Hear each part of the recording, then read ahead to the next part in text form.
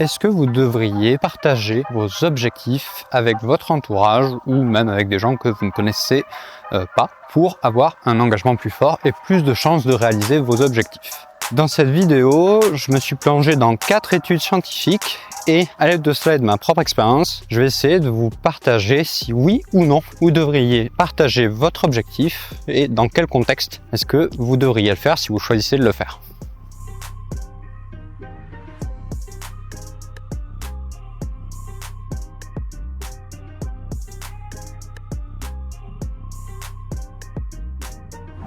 La première étude soutient que la reconnaissance sociale pourrait offrir une satisfaction prématurée qui réduirait alors la motivation à agir. Donc si tu dis que par exemple tu as l'intention de courir un marathon cette année, tu le partages aux gens, tu auras un petit peu l'impression de l'avoir déjà couru ce marathon, tu auras déjà eu un petit shot de dopamine rien qu'en le partageant et du coup tu auras moins de chances de faire ça.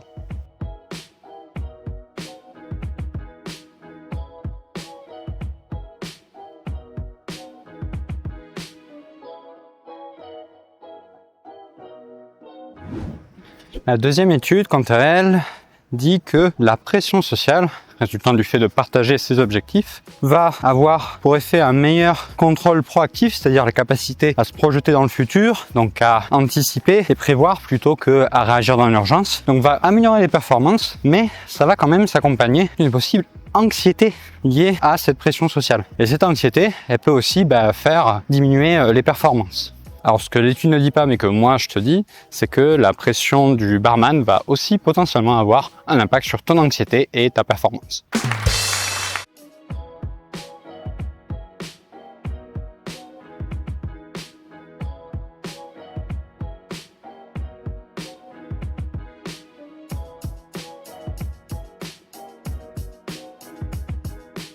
Dans la troisième étude, on apprend que si le partage des objectifs est fait dans un cadre de transparence, d'équité, de confiance, c'est là où vraiment l'atteinte des objectifs sera la plus probable.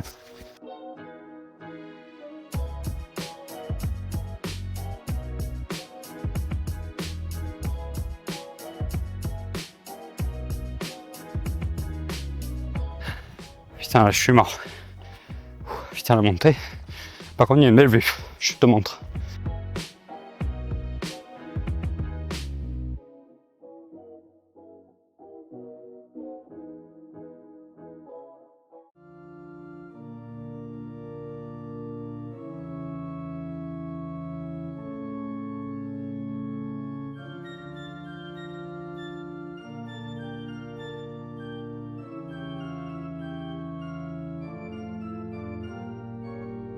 Ces vitraux sont classés au patrimoine mondial de l'UNESCO. Je suis pas croyant, mais je trouve quand même plutôt joli. Allez, on redescend.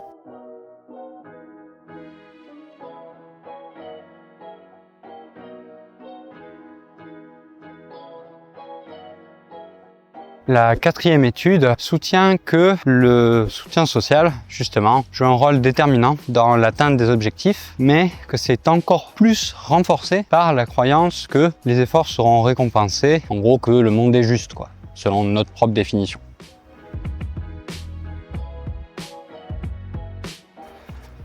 Bon c'est parti pour le sens inverse maintenant.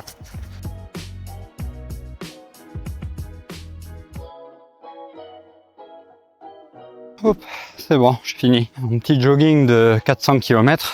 Bon, je publie pas mes résultats sur Strava parce que je sais que je vais faire des jaloux. Donc, je vais pas déjà m'attirer des haters à moins de 1000 abonnés, ce serait con. Donc par rapport aux résultats de ces études ainsi que mon expérience personnelle, voici les contextes où je vous suggère de partager votre objectif parce que ça peut avoir un impact positif pour vous. Donc le premier critère, ce serait de partager votre objectif avec des personnes dignes de confiance et dont les retours vont être constructifs pour vous. C'est-à-dire qui connaissent votre situation ou par exemple qui sont déjà passés par la réussite ou la tentative des objectifs que vous vous apprêtez à réaliser. Le deuxième critère, si vous êtes en équipe notamment et que vous voulez définir des objectifs ensemble, de s'assurer de la transparence et du côté équitable, juste des stratégies à mettre en œuvre pour y arriver. Le troisième critère, c'est d'avoir un objectif qui soit clair, mesurable, avec une deadline, etc. Je vous renvoie vers ma vidéo sur les objectifs Smarties pour définir vos objectifs de la meilleure des manières. Et enfin, le quatrième critère, ce serait de voir la pression sociale comme un bonus, comme quelque chose qui va venir augmenter votre engagement. Mais il ne faut pas que vous soyez uniquement reposé sur ça.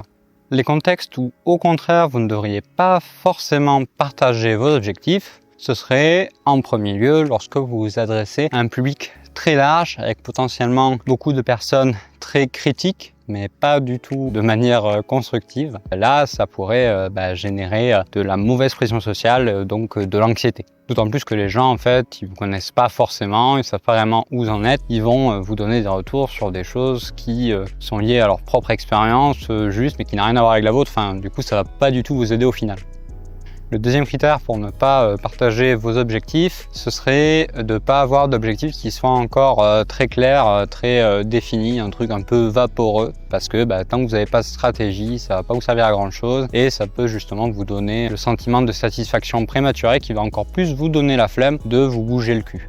Et le troisième critère, ça va être quand vous allez finalement vous concentrer beaucoup plus sur la reconnaissance sociale, compter beaucoup plus sur le soutien des autres et totalement minimiser les efforts personnels que vous devez faire et l'impact personnel, le contrôle que vous avez sur la réussite de votre objectif. Même si on peut dire qu'on n'est pas forcément en contrôle d'absolument tout, le sentiment de contrôle qui passe par la mise en place d'une stratégie, donc avec des objectifs de moyens, par exemple, pas avoir 1000 abonnés sur YouTube par exemple, mais se dire je vais faire tant de vidéos tous les mois ou tous les semaines. Le premier, c'était un objectif de résultat, avoir 1000 abonnés. Le deuxième, un objectif de moyens, faire X vidéos par mois, par semaine. Ce deuxième objectif de moyens, vous avez un contrôle dessus, c'est une stratégie. Là où le premier, finalement, ça va dépendre de bien d'autres facteurs que vous ne maîtrisez pas forcément. Donc si vous savez que vous allez devoir vous bouger le cul et que vous avez un minimum de contrôle émotionnel sur les retours extérieurs, allez-y, vous pouvez partager dans un cercle plutôt restreint, de préférence, de confiance, etc. Si vous savez que vous êtes assez procrastinateur, que vous vous éparpillez, ou vous voulez faire plein de choses, que vous ne le faites pas, et que on va vous renvoyer ça en pleine face, et que vous allez être très sensible au regard extérieur, alors ne partagez pas.